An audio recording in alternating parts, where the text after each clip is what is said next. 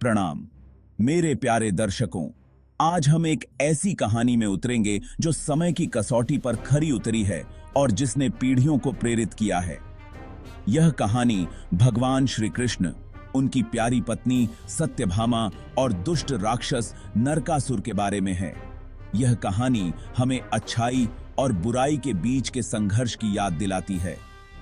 नरकासुर शक्तिशाली असुर राजा भौमा का पुत्र था। अपनी माता पृथ्वी देवी भूदेवी के आशीर्वाद से नरकासुर अजेय शक्ति का स्वामी बन गया था, लेकिन इस शक्ति का उसने दुरुपयोग किया। नरकासुर का राज डर और जुल्म से भरा था। उसने अपनी शक्ति का उपयोग निर्दोष लोगों को सताने और अपने साम्राज्य को बढ़ाने के लिए किया। अपनी माता के आशीर्वाद से नरकासुर ने देवताओं और मनुष्यों दोनों को आतंकित किया। उसकी शक्ति इतनी बढ़ गई थी कि कोई भी उसे चुनौती देने की हिम्मत नहीं कर सकता था। उसका राज डर और जुल्म से भरा था। उसने निर्दोष लोगों को बंदी बना लिया और उनके साथ अमानवीय व्यवहार किया। नरकासुर ने तीनों लोकों पर कहर बरपाया। उसकी सेना ने गांवों को जलाया और लोगों को आतंकित किया। देवताओं को उनके घरों से भगा दिया। उन्होंने अपने मंदिरों को छोड़ दिया और छिपने के लिए मजबूर हो गए। निर्दोष लोगों को बंदी बना लिया। उन्होंने अपने प्रियजनों को खो दिया और अंधेरे काल कोठरियों में कैद हो गए। उसका घमंड पहाड़ों जितना ऊंचा था और गुस्सा आग की तरह भड़कता था।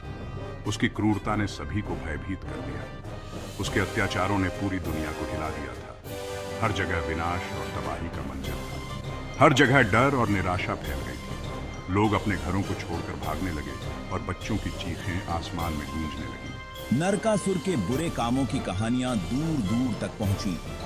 लोग उसकी क्रूरता के किस्से सुनकर कांप उठते थे। हर कोई जानता था उसका अंत निकट है, लेकिन उसे चुनौती देने की हिम्मत किसे थी? कौन था जो इस दुष्ट राक्षस का सामना कर सकता था? लेकिन उसे चुनौती देने की हिम्मत किसे थी? योद्धा चिंतित थे और लोग निराशा में डूबे हुए थे। देवता नरकासुर के अत्याचारों से परेशान मदद के लिए भगवान विष्णु के पास दौड़े। नरकासुर ने स्वर्ग और पृथ्वी दोनों पर आतंक मचा रखा था और देवता उसकी क्रूरता से त्रस्त हो गए थे। उन्होंने दया की भीख मांगी। वे जानते थे कि केवल भगवान विष्णु ही उनकी रक्षा कर सकते हैं और उन्हें इस संकट से उबार सकते हैं। उन्होंने प्रार्थना की कि वे उन्हें इस दुष्ट अत्याचारी से मुक्त करें। उनकी प्रार्थनाओं में गहरी वेदना और आशा थी, क्योंकि वे अपने अस्तित्व की रक्षा के लिए भगवान विष्णु पर निर्भर थे। भगवान विष्णु ने उनकी दुर्दशा सुनी। उन्होंने ध्यानपूर्वक देवताओं की बातों को सुना और उनकी पीड़ा को समझा। उन्होंने अपने भक्तों की पीड़ा को महसूस किया। भगवान विष्णु ने देवताओं की चिंता और भय को अपने हृदय में स्थान दिया। उन्होंने अपने 8वें अवतार भगवान श्री कृष्ण के रूप में पृथ्वी पर जन्म लेने का वादा किया।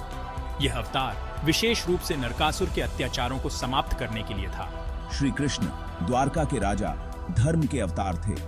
वे न केवल एक महान शासक थे, बल्कि एक आदर्श व्यक्ति भी थे, जिनकी बुद्धिमत्ता और दयालुता की कहानियां दूर दूर तक फैली हुई थीं। वह बुद्धिमान, दयालु और एक महान योद्धा थे। उनकी वीरता और युद्ध कौशल ने उन्हें एक अद्वितीय स्थान दिलाया था। देवताओं को पता था कि श्री कृष्ण ही उन्हें नरकासुर के चंगुल से मुक्त कर सकते हैं। उनकी आशा और विश्वास श्री कृष्ण पर टिका हुआ था। देवताओं ने श्री कृष्ण से नरकासुर से मुक्ति दिलाने की प्रार्थना की। उन्होंने श्री कृष्ण के सामने अपनी विनम्रता और भक्ति प्रकट की। श्री कृष्ण ने उनकी प्रार्थना सुनी और नरकासुर का अंत करने का वचन दिया। उन्होंने देवताओं को आश्वासन दिया कि वे जल्द ही इस संकट का समाधान करेंगे और उन्हें शांति प्रदान करेंगे। श्री कृष्ण जानते थे कि नरकासुर से लड़ाई आसान नहीं होगी।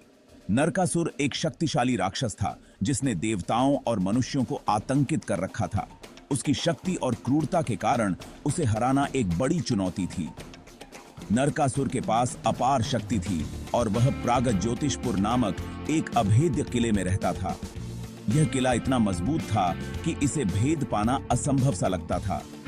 नरकासुर ने इस किले को अपनी सुरक्षा के लिए बनाया था, ताकि कोई भी उसे आसानी से पराजित न कर सके।